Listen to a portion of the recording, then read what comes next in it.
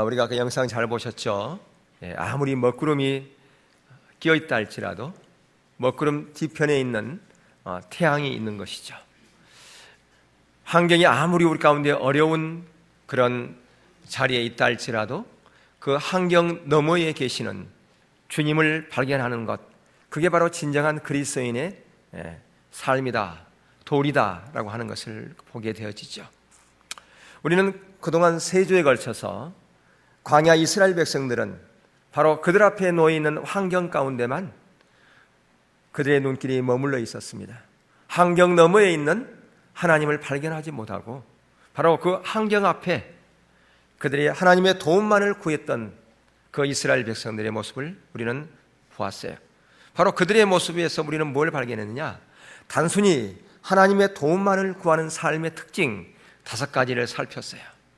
그들이 아무리 온 백성, 다시 말하면 200만 명이 되는 온 민족이 통성으로 밤새도록 부르짖어 기도했을지 모르지만, 그리고 그런 기도에 의해서 하나님께서 그들의 기도를 응답해 줄지 모르지만, 그들에게는 하나님의 신임이 있지 않았어요.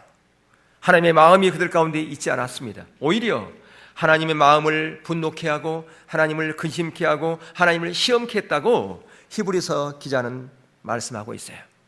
거기에 바로 하나님의 도움만을 구하는 삶의 특징 5가지가 무엇이었습니까? 우리는 3주에 걸쳐서 그 부분을 살폈어요. 가장 먼저는 하나님을 근심케 한다고 그랬어요. 하나님을 근심케 하기 때문에 그들의 초점은 하나님의 길에 있지 않았어요. 그렇기 때문에 그들의 자리에서는 하나님의 길을 모르게 되어 있습니다. 왜 우리를, 저와 여러분을 하나님께서 우리를 택하셨습니까? 왜 우리를 죄악 가운데서 불러내서 하나님의 자녀로 삼으셨습니까? 지옥 갈만 할 수밖에 없는 그런 자를 우리를 구원하셔서 천국을 소망 가운데 있게 하셨습니까? 그것은 바로 하나님의 길, 하나님의 의중, 하나님의 뜻, 하나님의 목적, 하나님의 마음을 알아서 이 시대 가운데 일하고 계신 하나님의 그 길 가운데 동참하라고 하는 것이에요. 다시 말하면 하나님의 동역자로 우리를 불렀다라고 하는 거예요. 하나님의 동역자가 되려면 하나님의 길을 알아야 됩니다. 하나님의 목적을 알아야 돼요. 하나님의 뜻을 알아야 돼요. 근데 환경에만 우리의 시선이 고정되어 있으면 결국 하나님의 마음을 모르기 때문에 하나님을 근심케 할 뿐 아니라 하나님의 길을 모르게 되어 있다고 하는 겁니다. 초점이 거기에만 놓여 있는 거죠. 또 3번째 특징은 뭐였습니까? 불신이 가득하다. 불신은 다른 게 아니에요. 불신은, 여러분, 불신이라고 하는 것은 믿음이 없는 것이 불신이지 않습니까? 우리는 모든 사람들이 다 믿음이 있다고 그래요. 믿음 생활 한다고 얘기합니다. 무엇을 믿음 생활 한다고 얘기합니까? 주일날 교회에 나오는 것을 믿음 생활 한다. 당신 하나님 믿습니까? 예, 저 하나님 믿습니다. 당신 구원받았습니까? 예, 저 구원받았습니다. 여러분, 이스라엘 백성들도 구원받은 백성들이에요. 광야의 이스라엘 백성들도. 그들도 하나님을 믿은 사람들이에요. 그러면 그들에게 믿음이 있어야지 당연히. 근데 그들은 불신 가운데 있었거든요. 왜? 환경에 초점이 가 있으면 하나님의 마음을 모르기 때문에, 하나님의 길 가운데 없기 때문에, 하나님의 뜻 가운데 순종하지 못하기 때문에 불신할 수밖에 없어요. 믿음이 없게 돼 있다 그 말입니다. 하나님께서 아무리 우리 가운데 하나님의 뜻을 알려줘도, 하나님의 길을 알려줘도 그들에게는 볼 수 있는 눈이 닫혀 있고요, 들을 수 있는 귀가 없어요. 영적인 장님인데 들을 수 있는 귀가 없는데 그들이 하나님의 길을 알아서 그 길에 동참하는 동역자의 삶을 살 수 있겠습니까? 이게 뭐냐? 불순종이요? 바로 이게 불신이라 그 말입니다. 근데 우리는 그 불신이라고 하는 그 개념 자체, 믿음이라고 하는 그 개념 자체가 많이 빗나가 있습니다. 왜 빗나가 있는가? 신앙생활을 하나님 중심적인 신앙 가운데서 하지 않기 때문에 빗나갈 수밖에 없어요. 신앙생활을 그러면 어떻게 하는 것인데요? 내 중심적인 것을 내려놓고 하나님 중심적인 신앙 가운데 있는 것, 그게 온전한 것이죠. 근데 우리가 그 신앙생활 하는 이런 부분에서도 많이 방향이 달라져 있어요. 방향이 달라져 있으면 아무리 내가 신앙생활에 10년, 20년, 30년 평생을 했다 할지라도, 모태부터 신앙생활 했다 할지라도 전혀 하나님과 상관없는 길을 갈 수밖에 없습니다. 물론 구원받아서 천국 갈지는 모르지만 이 땅 가운데서 하나님과 전혀 상관없는 그런 삶을 살 수밖에 없다라고 하는 겁니다. 결국은 이런 불신 가운데 있다 보면요, 네 번째 특징이 뭐였습니까? 세상 사랑이 다루지 않는 거예요. 결국 내가 환경에 눈이 있다고 하는 것은 세상 사랑 가운데 있다라고 하는 겁니다. 하나님이 목적이 아니라고 하는 것은 내 야망과 내 목적을 이루는, 세상 사랑을 이루는, 세상에서 내 잘되는 그것이죠. 그러면 세상에서 우리가 잘되지 말란 말인가? 우리가 이런 어떤 메시지를 들으면 우리나라 사람들 특징이 뭐냐면 이분법이 굉장히 강해요. 흑 아니면 백이에요. 예. 그러니까 절충이라고 하는 것이 없어요. 그러니까 이 패거리 문화에 우리는 강하고요. 여야가 극도로 싸우고요. 당파가 심하고 그런 거예요. 예. 서로 조율하지 못하기 때문에. 당신 편 아니면 아군 아니면 적군인 거예요. 예. 그러니까 이런 메시지를 들으면 정반대로 들는 거예요. 예. 그러니까 그러면 우리가 하나님의 그 뜻만을 구하고 내 어떤 뜻, 내 목적, 내가 필요한 것, 그것은 전혀 구하지 말란 말이냐? 그건 전혀 아니거든요. 우리의 삶의 우선순위를 말하는 거예요.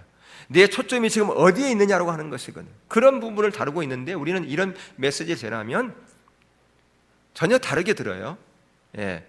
여러분 아무리 여러분 여기서 광고 이렇게 하잖아요, 이렇게요. 그러면 나중에 꼭 엉뚱한 얘기하는 사람들이 있어요. 언제 그런 광고했냐고. 이게 나한테는 안 들어, 나는 못 들었는데. 주보에도 있고 광고했음에도 불구하고 나중에 오면 꼭 엉뚱한 얘기를 하는 사람들이 있습니다. 이런 게 잘 들으셔야 돼요. 그러니까 예배 시간에 졸지 말고 잘 들으셔야지 의미를 잘 깨달을 수 있는 겁니다. 그러니까 세상 사랑이 다뤄지지 않을 수밖에 없습니다. 여기서요. 그리고 결국은 참다운 순종이 없는 것이죠. 이게 이제 단순히 하나님의 도움만을 구하는 광야에서 이스라엘 백성들의 그 삶의 특징을 우리가 살펴봤어요. 그래서 오늘은 바로 이러한 삶에서 하나님 자신을 구하는 삶으로 전환하는 것이 필요하다 그 말입니다. 그 부분을 지금 오늘 살펴보려고 그러는 거예요. 예. 자, 그래서 오늘 본문 12절에서부터 13절 이 두 절의 말씀, 여기 보면 13절에 모세가 구하는 것이 있어요. 뭘 구했나요? 주님의 길을 구하고 있다 그 말이에요. 주님의 길을. 왜 주님의 길을 구하는가? 주님의 뜻을 구하고 있어요. 여러분 주님의 길을, 뜻을 알려면요, 하나가 친밀함 가운데 있을 때만이 주의 뜻을 알 수 있는 거예요. 여러분 하나님의 뜻을 무엇으로 알 수 있습니까? 이제 오늘 여러분들 지금 오후에 하나님의 경험하는 삶에 대한 부분을 여러분 살피잖아요. 여러분들이 지금 5단원 마치고 6단원 들어갈 거예요. 5단원에 보면 하나님께서 말씀하신다 라는 부분이 5단원이거든요. 하나님께서는 여러 가지 다양한 방법으로 말씀하세요. 구약에서는요, 정말 여러 가지 다양한 방법으로 말씀하셨어요. 선지자를 통해서 말씀하셨고요, 꿈으로 말씀하셨고, 우림과 둠빔으로 말씀하셨고, 환경을 통해서 말씀하셨고, 예, 오늘날에는 어떻습니까? 오늘날에도 여러 가지 방법으로 하나님께서 말씀하시죠. 근데 가장 하나님께서 말씀하시는 방법의 주 통로가 뭐냐? 성경 말씀이죠.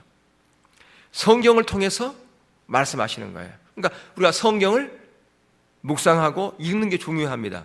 근데 이 성경의 말씀의 의미를 자기 중심적인 삶 가운데 있으면 그 의미를 제대로 깨닫지 못해요. 왜요? 자기 중심적인 삶 가운데 있으면 성령님께서 역사 안 하거든요. 성령님은 언제 역사하느냐? 하나님 중심적인 삶을 살 때만이, 하나님이 목적될 때만이, 하나님 자신만을 구하는 그 신앙 가운데 있을 때만이 성령님께서 일하세요. 예, 여러분의 삶 가운데 성령님께서 일하셔야만이, 성령님께 뒷받침하셔야만이 그 인생이 복된 인생인 거예요. 왜요? 오늘날의 신앙은 성령님께서 일하지 않으면 우리의 모든 인생에서 올스톱이 되는 거예요. 성령님께서 앞서서 행하시고 일하시고 뒷받침하시고 역사하시는 거란 말이에요. 그런데 이 말씀의 그 의미를 성령님께 뒷받침하시고 깨닫게 비춰주셔야만이 그 의미를 바로 알 수 있어요. 왜? 성령님께서 이 성령의 저자이기 때문에 그렇습니다. 물론 인간이 있었지만 성령의 조명에 의해서 되어진 것이잖아요. 그렇기 때문에 이 성경의 진정한 의미를, 하나님의 말씀을 깨달으려면 성령님께서 빛을 비추셔야만이 그게 가능하다는 거예요. 그렇기 때문에 오늘날은 하나님의 말씀과 성령의 조화를 이루는 것이 필요해요. 아무리 내가 성령을 백독했는데 성령께서 빛을 비추지 않으면, 조명하지 않으면 그것은 하나의 지식일 뿐입니다. 이 말씀이 내가 실제 살아있는 생명의 말씀이 되려면 성령께서 빛을 비추셔야 되는 거예요. 그래야 이 말씀이 실제 살아있는 생명의 말씀이 된다 그 말이에요. 그러니까 이 말씀을 통해서 우리에게 말씀하시고요, 또한 성령님께서 우리 가운데 감동 주시고요, 기도하실 때 말씀하시고, 또 기도를 통해서 말씀하시고, 여러 환경을 통해서도 말씀하신다 그 말이에요. 그렇죠? 예. 근데 이런 친밀한 교제를 통해서, 이게 친밀한 교제예요. 그러니까 성경을 통해서도 친밀한 교제가 되어지고요, 기도를 통해서도 친밀한 교제가 되어지고요, 또 우리가 하나님 말씀에 순종할 때도 친밀한 교제가 되어지는 거예요. 그러니까 하나님을 안다고 하는 것은 친밀한 교제가 있을 때만이 하나님을 알게 되는 거예요. 여러분 하나님을 알지요?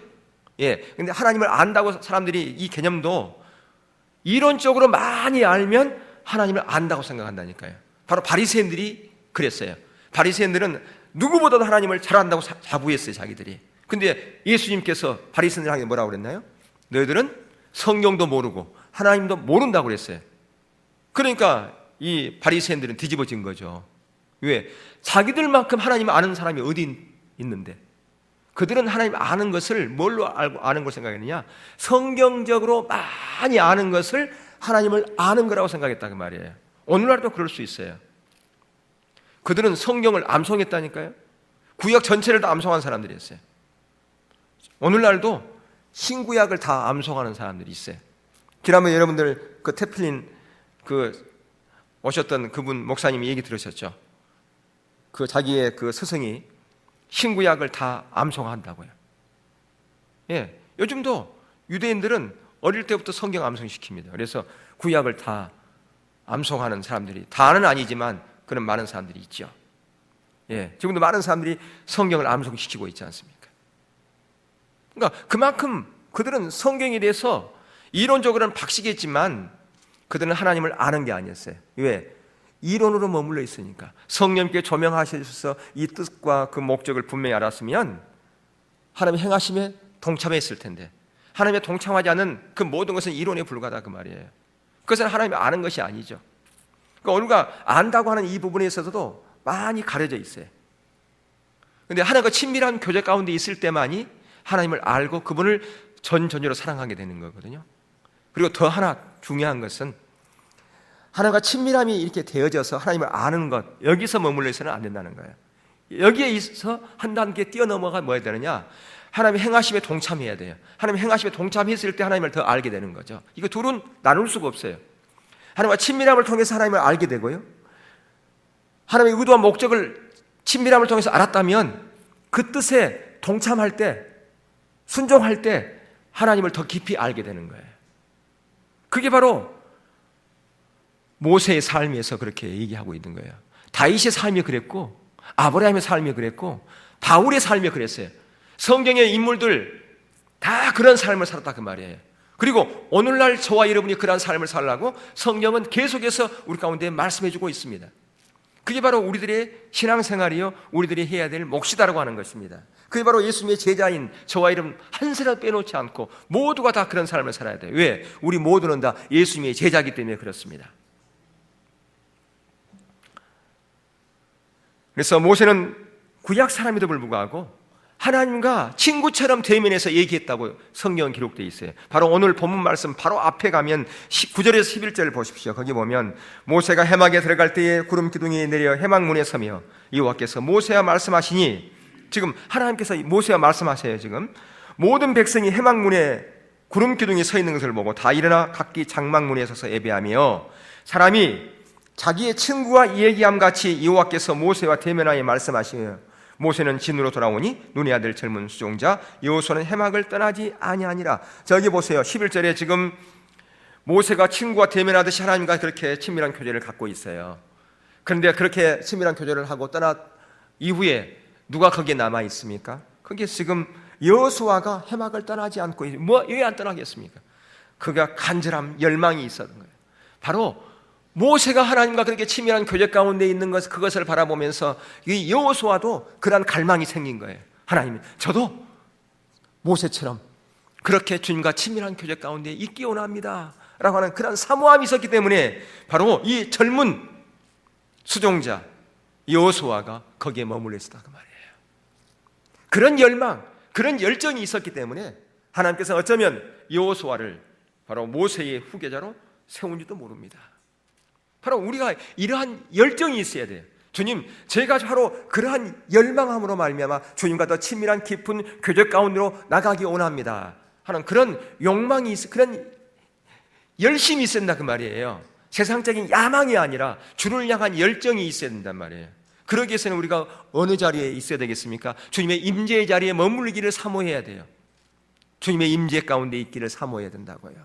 지금 주님의 임재 가운데 지금 머물기를 사모하는 지금 여호수아의 모습이다 그 말이에요. 그래서 여러분들이 중보 기도 자리에 나오라고 하는 것은 다른 게 아니에요.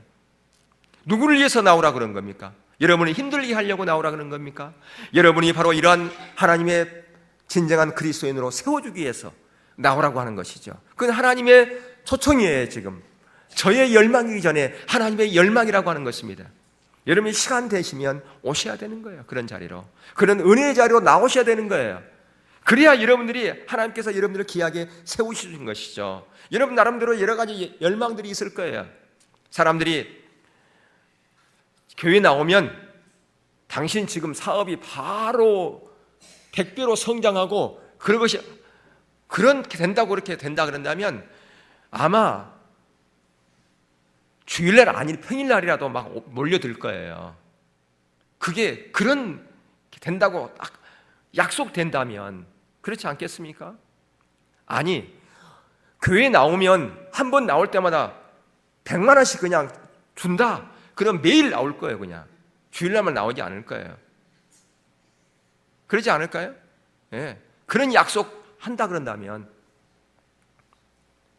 근데 여러분, 그것은 육신적인 거예요. 100만 원은요 있다가도 없는 거고, 여기 영원히 그 100만 원 갖고 천국에 못 갑니다. 어차피 다 여러분들이 이 땅 가운데 다 놓고 가는 거예요. 그러나 영적인 것은요 여러분들이 그대로 하늘나라 가지고 가는 거예요. 이 땅 가운데서 어떻게 영적인 삶을 살았는가, 그것은 천국에 그대로 가지고 가는 거라 그 말이에요. 이 땅에서 여러분들이 수억 원을 벌은 그 돈을 천국에 못 갖고 가지만, 이 땅에서 여러분들이 영적인 그 삶을 어떻게 살았느냐, 그것은 천국에 그대로 가지고 가는 거예요. 여러분이 이 땅에서 돈 수억 원, 수십억 원 여러분이 살 때 여러분에게 어떤 유익을 줄지 모르지만요, 그게 길어봐야 몇 년이겠습니까? 길어봐야 100년 아니겠어요? 그러나 저 천국에서는 100년입니까? 수억 년, 수백억 년이죠. 그게요. 시간을 한정할 수 없는, 그것이 보장되지 않습니까? 그런데 왜 우리는 그런 것에 대해서 관심이 없는가? 눈에 보이는 것을 쫓아가기 때문에 그렇습니다. 환경을 쫓아가기 때문에 그렇습니다. 단순히 하나님의 도움만을 구하는 삶 가운데 있기 때문에 그렇습니다. 하나님 자신이 자기 삶의 목적이 안 되기 때문에 그렇습니다. 바로 모세가 이렇게 하나님과 친밀한 교제 가운데 있었기 때문에 하나님의 행하심을 보고 하나님의 길을 보고 거기에 온전히 동참한 그런 삶을 살았던 것을 볼 수가 있어요. 여러분, 오늘 본문은 모세의 기도지 않습니까? 모세가 왜 이런 기도를 드렸습니까? 이 기도를 우리가 보려면 출애굽기 32장 사건을 우리가 볼 필요가 있어요. 출애굽기 32장에 보면 금송아지 사건이 나옵니다. 모세가 시내산에 올라간 그 사이에 그 남아있던 사람들이 금송아지 만들고 금송아지에 절하고 거기서 먹고 뛰놀고 난리가 났어요. 바로 그러한 사건 이후에 하나님께서 야, 도저히 너희들 안 되겠다. 내가 너희들 같이 갔다가는 너희들을 진멸할까 걱정이 된다. 그러나 내가 아브라함으로부터 너희 조상에게 약속했던 그 가나안 땅은 내가 천사들을 보내가지고 거기 7 족속들 다 진멸하고 너희들에게 줄게. 그러나 나는 가지 않겠어. 바로 그게 1절에 3절의 말씀이에요. 바로 보세요. 한번 볼까요? 출애굽기 33장 1절에 3절 말씀 보세요. 여호와께서 모세에게 이르시되 너는 내게 애굽 땅에서 인도하여 낸 백성과 함께 여기를 떠나서 내가 아브라함과 이삭과 야곱에게 맹세하여 내 자손에게 주기로 한 그 땅으로 올라가라. 내가 사자를 너보다 앞서 보내어 가나안 사람과 아모리 사람과 헷 사람과 브릿 사람과 히 사람과 예부 사람을 쫓아내고 너희를 젖과 꿀이 흐르는 땅에 이르게 하려니와 나는 너희와 함께 올라가지 아니하리니 너희는 목이 곧은 백성인즉 내가 길에서 너희를 진멸할까 염려함이니라 하시니. 예. 지금 이런 상황 가운데 있었단 말이에요. 이런 상황 가운데 있으면 여러분 무슨 기도를 해야 돼요? 하나님 그러면 안 됩니다. 하나님 돌이켜 주세요. 하나님 안 돼요. 때를 쓰고 하나님 안 된다고 하는 그런 기도를 드려야 되는데 지금 모세는 무슨 기도하고 있냐면 하나님의 길을 지금 알려달라고 지금 기도하고 있어요. 하나님의 길을. 지금 하나님께서 이런 어떤 면에서 보면 이럴 때 어떤 사람들은요 할렐루야 하고 소리칠 수 있어요. 할렐루야 하고. 왜 할렐루야 소리칩니까? 그러니까 이런 상황을 오늘날로 대비해 보면 이런 얘기입니다. 어떤 사람이 사업하다가 빚이 수십억이 빚을 졌어요. 그리고 회사는 이제는 곧 경매로 이 건물 자체 다 나가고 집은 사업 자금 하려고 다 집 팔고 해가지고 단칸방 월세로 옮겼어요. 그런데 그것도 한 1년치를 월세 밀려가지고 전기세도 못 내고 다 끊겼어요 지금. 그리고 얘는 아파가지고 병원 가야 되는데 병원에도 못 가. 얘 돈이 없으니까 지금 급한 병인데도 치료 안 하면 어쩌면 생명의 위협에 갈 수 있는 그런 상황이에요. 먹는 것도 몇 끼 지금 굶었어요. 그런 상황 가운데 있었다고 말이에요. 왜 그런 상황 가운데 있냐고요? 지금 이들이 어디에 있습니까? 광야에 있는 거예요 지금. 광야에 있으면서 그들은 수년 동안 과일 한 번, 채소 한 번, 샤워 한 번 못 해봤어요.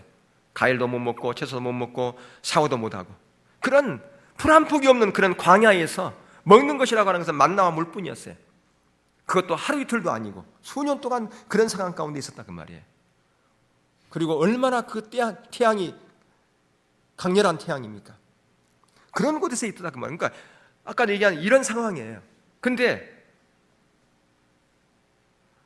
만약에 너가 교회에 안 나간다면, 네가 신앙을 버리면 내가 너 빚 다 갚아주고 사업 다시 복구해주고 집도 좋은 아파트로 내가 옮겨주고 그리고 사업 자금도 엄청 줄게. 몇십억 내가 대줄게. 그런 제안이라 그 말이에요. 그런 제안. 여러분 같으면 어떻게 하겠어요? 한번 고민해 보겠습니다. 그럴 거 아니겠어요? 모세 같으면 한번 고민해 볼게요. 그럴 거 아니겠어요? 단호하게 거절하고 주님의 길을 구하고 있어요. 주님의 뜻이 무엇입니까? 왜 이런 제안을 하십니까? 그걸 지금 묻고 있는 거라 그 말이에요. 그러니까 지금 이 모세의 기도의 비중을 그냥 넘겨서는 안 된다 그 말이에요. 오늘날 말하면 바로 그러한 상황 가운데 있는 사람에게 그런 제안을 한 것 같은 거예요. 그러면 어떻게 하겠어요? 여러분 같으면 고민해봐야 되겠죠, 그죠? 예. 교회 안 나간다고 해놓고 나중에 뭐 가면 되는 거지 뭐 이렇게도 생각할 수 있을 거 아니겠어요? 지금 상황이 어려우니까 별 생각 다 들겠죠. 근데 그는 단호하게 거절합니다. 바로 그 이후에 출애굽기 33장 15절에 뭐라고 했냐면 모세가 뭐라고 했는지 보세요. 한번 읽겠습니다. 시작. 모세가 여호와께 아뢰되 주께서 친히 가지 아니하시거든 우리를 이곳에서 올려보내지 마옵소서. 주님께서 안 가신다면 이것은 다른 것도 아니에요. 주님께서 안 가겠다는 거거든요. 그 약속은 다 들어주지만 주님께서 안 가시겠다 그 말이에요. 주님의 임재가 안 가시겠다 그 얘기거든요. 주님이 안 가신다면 젖과 꿀이 흐르는 가나안 땅 저에게는 아무런 의미가 없습니다. 그냥 여기 있는 거에 오히려 낫습니다. 지금 여기 사막 지역이지만 주님의 임재가 있는 이곳이 훨씬 더 저에게는 귀합니다. 그거예요. 그걸 지금 얘기하고 있는 거예요. 여러분 이런 부분에 있어서 오늘날 우리를 돌이켜 봐야 돼요. 우리는 과연 어떠하는지. 지금 그 가나안 땅은 장정이 포도송이를 메고 이렇게 왔지 않습니까? 젖과 꿀이 흐르는 땅. 물론 가나안 땅 전부가 다 젖과 꿀이 흐르는 가나안 땅은 아닙니다. 젖과 꿀이 흐르는 가나안 땅은 여러 가지 의미로 우리가 볼 필요가 있어요. 물론 여리고성이라든가 일부 오아시스 지역은 그렇게 풍요한 땅이지만 이스라엘의 대부분 땅은요 삭막한 땅이에요. 그래서 이스라엘이 1948년 거기 독립한 이후에 뭐 한 줄 아십니까? 온 땅을 다 개간했어요. 어떻게? 그 사막 땅을 밑으로 수로를 내고요, 그렇게 해가지고 24시간 스프링클러에서 물이 나오게 하고, 그렇게 해서 그걸 가꾸었던 땅이에요. 거기가 불모지였거든요. 사람이 살 수 없는 곳이었어요.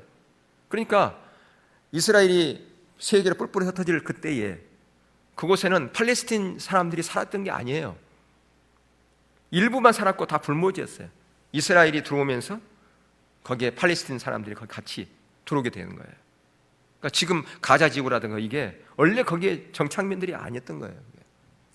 사람들은 많이 그걸 예고하고 있는데, 어떻든 왜 그러면 하나님께서 이 땅을 적과 꿀이 가라앉은 땅이라 그랬어요. 그런 불모지를 우리가 이미 예전에 한번 살펴본 것처럼 유다가 점령하는 산지였어요. 유다 지역이 있는 곳은요. 근데 하나님께서 약속한 그 갈렙에게 약속한 그 땅을, 그곳을 달라고 그랬어요. 그 갈렙은 여호수아와 함께 지도자이기 때문에 얼마든지 좋은 땅을 여호수아에게 달라고 그럴 수 있어요. 그럼에도 불구하고 그 유다 산지를 달라고 그랬거든요. 유다 산지는 거기에 그 당시에 그 네피림 후손 아낙 자손들이 살고 있었기 때문에 거기를 점령하려면 엄청난 그 피해를 입을 수도 있어요. 희생을 무릅쓰고 그 전쟁을 치러야 되는 그런 땅입니다. 근데 그 땅을 달라고 그랬고요. 그리고 그 산지는 비가 많이 오지 않습니까? 그러면 흙이 쓸려 내려가 버려요. 흙이 얇기 때문에. 그래서 이른 비와 늦은 비를 적당하게 안 내리면 농사를 못 지을 땅입니다. 근데 왜 그런 땅을 달라고 그랬는가요? 왜? 그런 땅에 있어야만이 하나님만 바라볼 수 있기 때문에. 근데 그들이 이 가나안 땅에 들어오기 전에 애굽에서는 어떤 땅이 있었는데, 고센 땅은 나일강이 한 번씩 범람하면 거기에 엄청난 비호감 흙이 상류로부터 내려와 가지고 하나의 삼각줄을 이룹니다. 그럼 거기에 농사만 지으면 풍년이 되는 거, 그런 땅이 고센 땅이에요. 그러니까 하나님께 기도하지 않아도 돼요. 하나님 의지 안 해도 돼요. 다 농사가 되는 거예요. 근데 이 가나안 땅은요, 하나님을 의지하지 않으면 살아갈 수 없는 땅이에요. 철저하게 누구 중심으로? 하나님 중심으로 살아, 그 말이에요. 왜? 우리의 인간이 조금만 잘 되면 하나님을 잊어버리거든요. 조금만 환경이 좋으면 예전의 모습 다 볼 수가 없어요. 금세 마음이 높아져 버리는 거예요. 그래서 철저하게 하나님 의지하고 하나님만 바라봤을 때 하나님께서 이른 비와 늦은 비를 적당하게 주셔서 결실하게 할 수 있는 그런 땅, 그런 땅이 가나안 땅이에요. 그게 진정한 젖과 꿀이 흐르는 땅이라 그 말이에요. 그게요. 하나님께서 돌보지 않으면 농사를 지을 수 없는 땅, 하나님께서 은혜를 베풀지 않으면 결실 못하는 땅, 그게 진정한 젖과 꿀이 흐르는 땅이요, 은혜의 땅입니다. 아무 때든 모든 게 다 잘 되는 그런 땅, 만사 형통, 그게 진정한 풍요 땅이 아니라 그 말이에요. 우리는 그걸 요구하거든요. 우리는 그걸 원하거든요. 그렇기 때문에 오늘날, 지난번에도 말씀드렸지만, 오늘날 우리의 모든 신앙생활에서 뭘 없애버렸느냐? 십자가를 없애버렸어요. 십자가 없는 영광, 십자가 없는 풍요, 십자가 없는 부, 십자가 없는 출세, 이걸 원하는 거예요. 여러분, 기독교는요, 십자가가 없으면 그것은 죽은 거예요. 그건 망한 거예요. 그만큼 지금 모세는요, 하나님의 임재를 소중히 여겼어요. 여러분, 오늘 예배 가운데 여러분 임재가 있었습니까? 찬양 가운데 임재가 있었습니까? 여러분, 더 많은 임재를 구해야 돼요. 하나님, 우리의 찬양 가운데 주의 임재를 더 부어주세요. 이걸로는 안 돼요. 하나님의 임재가 없는 것은 그게 꽝인데. 예. 여러분, 성도가 많이 모이는 것, 그게 중요한 게 아니에요. 성도가 200명 모이는 것, 그게 중요한 게 아니에요. 성도가 소수가 모였다 할지라도 하나님의 임재가 있느냐 없느냐, 그게 소중하거든요. 근데 우리가 언제부턴가 그런 부분들이, 저부터도 그런 어떤 사모함과 갈망함이 사라져버렸다고 하는데 문제가 있습니다. 우리는 이 모세의 기도의 삶의 자세에서 왜 하나님께서 모세에게 친밀함을 허락했는지 우리는 이걸 볼 수가 있어요. 왜 모세에게 친밀함을 허락했겠습니까? 그가 구하는 것이 뭐였어요? 길이었기 때문에, 하나님의 길을 구했기 때문에, 하나님의 뜻을 구했기 때문에, 하나님의 목적을 구했기 때문에 모세가 하나님과 친밀함이 있었던 거예요. 예, 오늘날도 마찬가지입니다. 여러분 하나님과 친밀함 원하시죠? 그렇다면 하나님의 뜻을 구하세요. 하나님의 길을 구하세요. 하나님 그분 자신을 구하세요. 그러면 하나님과 친밀함이 회복되어집니다. 하나님의 임재가 여러분 가운데 오세요. 찬양 가운데, 예배 가운데, 기도 가운데 하나님이 강력하게 임하십니다. 우리 자신을 이렇게 볼 필요가 있거든요. 여러분 시편, 지난번에 우리가 그 시편 103편 7절에 우리가 보았듯이 시편 103편 7절에 보면 모세가 구하는 것은 뭐였어요? 길이었어요. 이스라엘 백성들은 뭘 구했다고 그랬습니까? 하나님의 행사만을 구했다고요. 그러니까 계속해서 모세가 구하는 것은 뭐였어요? 하나님의 의중을 구했고, 이스라엘 백성들은 하나님의 의중하고는 전 상관이 없어요. 하나님의 의중은 그건 나하고 지금 무슨 상관입니까? 지금 내 문제가 지금 산적해 있는데 내 문제 해결해야죠. 그래서 단순히 하나님의 도움만을 구하는, 그렇기 때문에 이스라엘 백성들에게는 하나님의 행사를 보여주었고 모세에게는 뭘 보여줬다고요? 하나님의 길을 보여줬다고 그렇게 말씀하고 있는 것을 보지 않습니까? 근데 이게 모세만이 아닙니다.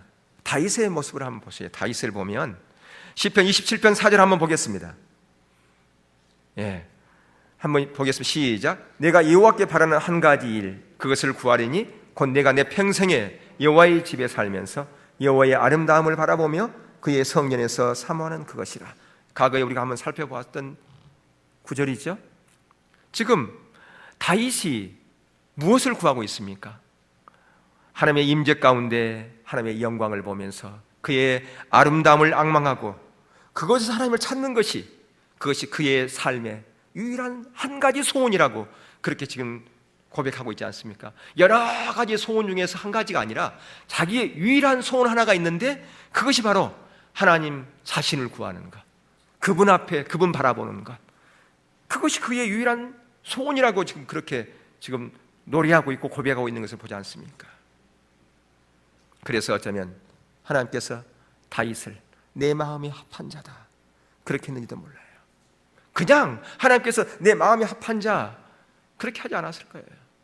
바로 이러한 사모함과 열망이 있었기 때문에 하나님께서 다윗을 향해서 내 마음에 합한 자라고 그렇게 불렀던 것이죠. 여러분, 그렇기 때문에 우리가 한번 하나님 자신을 구했다고 그래가지고 그게 전부가 아니에요. 끊임없이 끝까지 계속돼야 됩니다. 이게요. 왜 그런 줄 아세요? 우리 이 본성은 자꾸 어디로 가려고 하는 특징이 있냐면 세상으로 가려고 하는 특징이 있어요. 하나님 중심적인 삶에서 자기 중심적인 삶으로 자꾸 가려고 하는 그러한 우리들의 이 아담적인 본성이 있단 말이에요. 그렇기 때문에 늘 우리 자신을 점검하지 않으면 어느 순간 내가 그 자리에 가 있다니까요. 그리고 내가 그 자리에 가 있는지 몰라요. 이게 급진적으로 변화되면 모르는데 조금씩 가기 때문에 내가 그런 자리에 가 있는지 모를 때가 많아요. 이게 심각한 거죠. 그렇기 때문에 늘 우리가 하나님의 말씀 앞에 우리 자신을 점검해 볼 필요가 있다라고 하는 겁니다. 지속적으로 그게 가능해야 돼요. 그래서 오늘 본문의 이 말씀은 모세가 여호와께 아뢰되 보시옵소서, 주께서 내게 이 백성을 인도하여 올라가라 하시면서 나와 함께 보낼 자를 내게 지시하지 아니하시나이다. 주께서 전에 말씀하시기를, 보세요, 전에도 말씀했지 않습니까? 전에도 그렇게 말씀했고 지금도 그러면 안 되죠. 전에도 그렇게 말씀했는 그 약속 내가 지금 기억하고 있지 않습니까? 여러분, 하나님의 약속 그걸 계속 붙잡고 있어야 돼요. 잊어버리면 안 된단 말이에요. 지금 모세는 지금 하나님께 지금 예전에 저에게 약속했지 않습니까? 그 이 약속을 기억하고 있어야 돼요. 하나님의 약속. 여러분의 하나님께서 여러분 가운데 약속 주신 것은 그 약속은 보증이 아니에요. 성경에서 하나님의 약속은 보증이 아닙니다. 초청이죠. 처음에 그 이스라엘 왕으로 누구를 불렀나요? 다윗을 부르지 않았어요. 사울을 왕으로 불렀어요. 그래서 그를 계속해서 그 이스라엘 왕으로 삼기 원했었던 거예요. 근데 그가 그 하나님의 약속에, 하나님의 초청에 응하지 않기 때문에 그를 피하고 다윗을 세웠던 거예요. 엘리 제사장도 마찬가지예요. 엘리가 하나님의 그 약속 가운데 있지 않았기 때문에 그를 피하고 사무엘을 세웠던 거예요. 예, 하나님의 약속은 보증이 아닙니다. 한번 약속했다고 해가지고 그 약속이 영원히 가는 게 아니에요. 그것은 초청이라는 거예요. 그래서 그 약속을 끝까지 붙잡고 있어야 되는 거예요. 그리고 그 약속을 내가 계속 바라보고 있고 쫓아가고 있는지를 내일 점검해 봐야 돼요. 하나님의 약속은 변치 않습니다. 표대예요, 표대. 그 표대를 향해서 줄기차게 가야 된다 그 말이에요. 근데 우리가 중간에 표대를 잊어버릴 수가 있어요. 방향성을 잊어버릴 수가 있단 말이에요. 방향을. 우리가 방향을 잘 잡아야 되는 거예요. 그러니까 우리가 신앙생활을 하더라도 이 방향이 달라질 수 있어요. 이 메시지의 이런 부분도 무엇을 추구냐에 따라서 메시지가 달라져요. 메시지가. 그리고 메시지 듣는 사람들의 성도들도 어떤 메시지를 좋아하는가가 내가 이 방향성이 여기서부터 결정되는 거예요. 단순히 하나님의 도움만을 구하는 삶의 사람은 제가 하는 이런 설교의 메시지를 듣지 않아요. 원치 않아요. 듣기 거북해요. 단순히 축복의 메시지, 잘되고 잘된다더라 막 이런 메시지, 그런 메시지만 따라가요. 그런 메시지. 하나님의 주권, 하나님의 그 약속, 하나님의 그 목적, 거기에 우리의 삶을 온전히 드려야 된다, 그런 부분에 대해서는 부담스러워요. 그런 메시지는 와닿지 않아요. 그런 메시지 들리면 졸려요. 졸음이 와요. 그러나 축복의 메시지, 단순히 그런 것은 말하지 않고 어떤 성경에 우리에게 좋은 메시지들만 다 가지고 그걸 가지고 풀어서 하나님께서 이 시대에 이런 약속을 우리에게 줬습니다 그러면 아멘 하고 그냥 은이 번쩍번쩍 떨고요, 기분이 너무너무 좋아요. 그리고 신나가지고 집에 갑니다. 방향성이에요. 이게 어떤 방향을 걸어 가느냐에 따라서 메시지도 막 달라지고 그 듣는 자도 달라지는 거예요. 과연 여러분들은 어떤 메시지 방향성을 잡겠습니까? 어떤 것을 원하십니까? 하나님 중심적인 삶에서의 메시지를 듣기 원하십니까? 아니면 자기 중심적인 그런 삶의 메시지를 듣기 원하십니까? 단순히 하나님의 도움만을 구하는 삶의 특징에서의 그런 메시지를 듣기 원하십니까? 아니면 하나님 자신을 구하는 그런 삶의 특징의 메시지를 듣기 원하십니까? 말은, 정답은 다 얘기해요. 그러나 실제로는 그걸 추구하지 않아요. 말과 행동은 달라요. 왜요? 우리에게는 아담적인 본성, 세상적으로 가려고 하는 우리의 야망이 있기 때문에 그렇습니다. 그래서 여러분 철저하게 그런 것을 끊어내야 돼요. 그걸 끊지 않으면 안 돼요. 왜 그것이 계속 가느냐? 사단이 계속해서 우리를 넘어뜨리려고 하거든요. 사단은 불신자들에게는 그들에게는 어차피 자기들 종이니까 그들에게 오지 않아요. 우리에게 와서 우리를 노략질하고요, 우리 생각을 노략질하고요, 우리의 말과 모든 행동을 노략질합니다. 그래서 하나님과 상관없는 삶을 살게 해요. 그게 사단의 전략입니다. 여러분 사도 바울 보세요. 사도 바울도 끝까지 그 하나님의 약속을 붙잡았던 것을 볼 수가 있어요. 그 고린도 전서가 바울의 초창기의 서신서고요, 빌립보서가 그의 사역 말기예요. 한번 볼까요? 고린도서 2장 2절부터 빌립보서까지 볼 건데요. 내가 너희 중에 예수 그리스도와 그의 십자가에 못 박히시는 것 외에는 아무것도 알지 아니하기로 작정하였습니다. 지금 보세요. 여기 못 박히신 것보다는 못 박히신 분 외에는 이렇게 하는 게 해석이 더 매끄러운데요. 그렇게 한번 제가 읽어볼게요. 그러니까 초창기 때 예수를 처음 만났을 때 내가 너희 중에서 예수 그리스도와 그의 십자가에 못 박히신 그분 외에는 아무것도 알지 아니하기로 작정하였습니다. 그가 주님을 알기를 그런 사모했잖아요. 빌립보서 그의 사역 말기에 볼까요? 그러나 무엇인지 내게 유익하다는 것을 내가 그리스도를 위하여 다 해로 여길 뿐더러 또한 모든 것을 해로 여김은 내 주 그리스도 예수를 아는 지식이 가장 고상하기 때문이라. 내가 그를 위하여 모든 것을 잃어버리고 배설물로 여김은 그리스도를 얻고 내가 그리스도와 그의 부활의 권능과 그 고난의 참여함을 알고자 하여 그의 죽으심을 본받아. 보세요. 그가 주님을 더 깊이 알게 하는 것이 그의 유일한 소망인데, 그의 사역 초기부터 말기까지 줄기차게 주님을 알기 위해서, 그분의 그 비전, 그분의 목적을 알기 위해서 자기의 과거에 유익했던 것들, 그 모든 것들을 다 뭘로 삼으신다고요? 뭘로 버린다고요? 배설물로 버린다고 그렇게 그는 고백하고 있고요. 줄기차게 주님의 그 표대를 향해서 달려간다라고 그렇게 그는 고백하고 있어요. 그러면서 거기 보면 10절에 내가 그리스도와 그 부활의 권능과 그 고난의 참여함을, 여기 보면 부활의 권능뿐 아니라 뭘 참여한다고? 고난에도 참여하겠다는 그 말이에요. 왜? 그는 알았기 때문에. 고난의 유익을 알았어요. 고난이 그리스도에게는 얼만큼 큰 유익이라는 걸 알았기 때문에 그는 고난에도 참여하겠다 그렇게 하고 있어요. 고난을 통해서 하나님께서 우리를 빚으시고 우리를 성숙시키시고 우리를 세우신 걸 그는 알았기 때문에. 그렇기 때문에 우리는 지속적으로 주님을 알고 사랑하는, 하나님과 친밀함 가운데 있기를 구하는 자리에 가야 되는 거예요. 이제 말씀을 마치겠는데요, 다시 말씀드리지만 여러분의 방향이 조금만 달라지면 우리는 금세 빗나갑니다. 금세 빗나가게 돼 있어요. 금세 매너림이 빠지고요, 열정이 식어지게 돼 있습니다. 주를 향한 열정, 열망, 그게 필요합니다. 물론 그것이 잘못된 열정으로 가면 문제가 있지만, 바울도 대단한 열정인 사람이었어요. 근데 어쩌면 저는 그런 생각을 해요.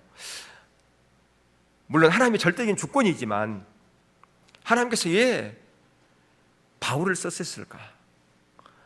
하나님의 그 일을 방해하고 예수 믿는 사람을 잡아 죽이는 그 일에 앞장섰던 왜 그 바울을 사용했을까? 제 생각으로는 그에게 열정이 있었기 때문에 그렇다, 그런 생각을 합니다. 주를 향한 열정. 그게 잘못된 열정이었으니까 문제지, 그게 올바른 열정이면 주를 위해서 헌신하지 않습니까? 그래서 그가 결혼도 하지 않고 일평생 주를 위해서 헌신했지 않습니까? 무슨 말씀을 하려고 그러냐면, 가장 먼저 여러분에게 그런 열정이, 저도 마찬가지지만 그런 열정이 있어야 되겠고요, 또 하나는 방향이 잘못되어지면, 처음에 바울처럼, 예수를 만나기 전에 그 바울처럼 예수를 핍박하고 방해하는 일이 되어버려요. 자기는 하나님을 위해서 한다고 하지만 결국은 하나님의 일에 해방꾼이 되어버렸던 거고, 방향이 온전하니까 그가 여러 가지 환난과 고난 가운데서도 끝까지 주의 열망을, 주를 위해서 그가 헌신해서 오늘날 그 서신서를 통해서 우리에게 얼마나 하나님의 말씀들을 우리 가운데 주십니까? 귀한 말씀들을. 원하기는 여러분의 인생 이제 얼마 남았는지 한번 계산해 보세요. 여러분의 인생, 남은 인생, 여러분 어떻게 살 것인가? 그러니까 여러 번 말씀드리지만 이것은 우선순위의 문제예요. 내가 지금 어려운 문제가 있어, 내가 지금 기도해야 될 것이 있는데 그것 구하지 말란 얘기가 아니란 말이에요. 내 삶의 신앙생활의 패턴을 얘기하는 거예요. 가치관을 얘기하는 겁니다. 우리의 필요가 있으면 당연히 구해야죠. 당연히 하나님께서는 또 알고 계시고요, 또 그것을 구하라고 또 말씀했어요. 주기도문, 예수님께서 제 아들에게 기도문을 가르쳐주면서 거기에 우리의 일용할 양식을 구하라고 그렇게 말씀하고 있지 않습니까? 그러니까 그것은 잘못된 것은 아니에요. 근데 단순히 하나님의 뜻과 하나님의 목적은 전혀 모른 채 자기의 필요만을 구하고 자기 유익만을 구하는 그런 자세, 그것은 하나님을 마음을 아프게 하고 근심케 하고 불신 가운데 있고, 그것은 불신이요 그게 불순종이다, 그 얘기입니다. 그게 아니라 하나님 자신을 구하는, 하나님 뜻을 구하는, 하나님의 목적되는 그런 삶으로 나아가서 때로는 우리 필요도 구하면 하나님께서 다 아시죠. 그걸 들어주시죠, 그런 부분들을.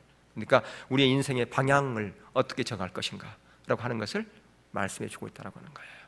원하기는 여러분의 인생, 그 남은 인생을 정말 하나님 자신을 구하는 그런 삶으로 나아가서 다윗처럼 내 마음에 합한 자, 하나님을 기쁘게 해드리는 자, 그런 자로서의 그 삶을 살아갈 뿐 아니라 하나님과 동행하는 동역자의 삶을 사시는 저와 여러분 모두가 될 수 있기를 주의 이름으로 축원합니다.